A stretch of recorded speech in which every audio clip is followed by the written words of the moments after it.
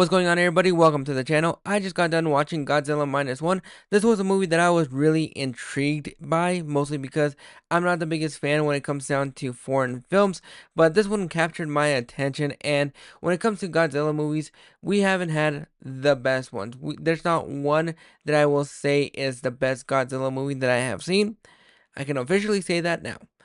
This was a fantastic movie. It surprised me in so many ways, especially when it came down to Godzilla, because they made Godzilla terrifying. You want to see Godzilla destroy buildings, you get that.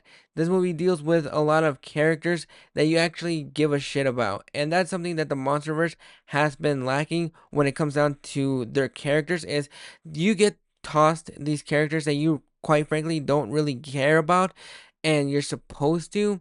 However, with Godzilla Minus One, they do some fantastic character building. The characters in this movie are likable. You get where they're coming from. You have this place where a lot of people are dealing with survivor's guilt and their progression in that. You get a lot of the Godzilla attacks in this movie, and they work phenomenally. They are absolutely wonderful to see. The way they make Godzilla feel in this movie, not only physically, but as a threat, because I've never been able to find that Godzilla movie that makes me scared of Godzilla. I always think Godzilla is a cool character. With Godzilla Minus One, I was genuinely terrified of this creature coming to attack towns, because you feel the threat. You see the threat in its eyes, and that is what made this movie really feel effective, because it deals with something that we haven't seen in any of the Godzilla movies, and that is the aftermath of these attacks. What happens to these characters after Godzilla attacks, and the fact that we were able to ground this film with characters that you actually like, that is something that I am able to applaud this movie for bringing us, because you care about these characters. There are emotional stakes when it comes to these characters, and you just want to be able to see them make it out alive, because you care about these characters. You feel the threat. These are not comic book characters.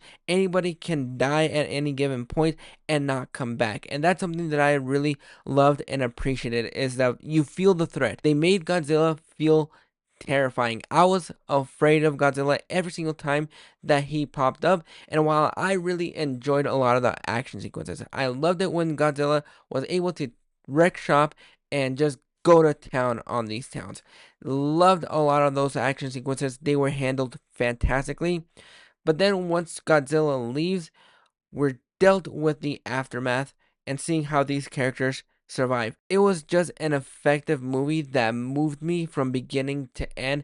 That is something that I was not expecting this movie to make me feel, because we've never been able to see a Godzilla movie where you care about the characters and the sequences are fantastic. While I think the pacing of the film in the first 30 minutes is a little bit rocky. It's a little bit of a slow start, but once we get past those 30 minutes, it becomes a fantastic creature fest that I just came out surprised by and absolutely loving. There is emotional stakes here. You have characters that you are emotionally invested in.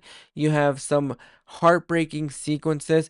The CGI on Godzilla is absolutely fantastic. You feel how angry he is, and just the face that he makes.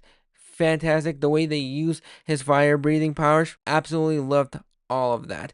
This movie is definitely the best Godzilla movie that I've seen, that I have ever seen, and it's just done fantastically. But those are my thoughts on Godzilla Minus One. Have you guys checked it out? Are you planning on checking it out? Go ahead and drop your thoughts in the comments below, and I'll catch you guys for the next review.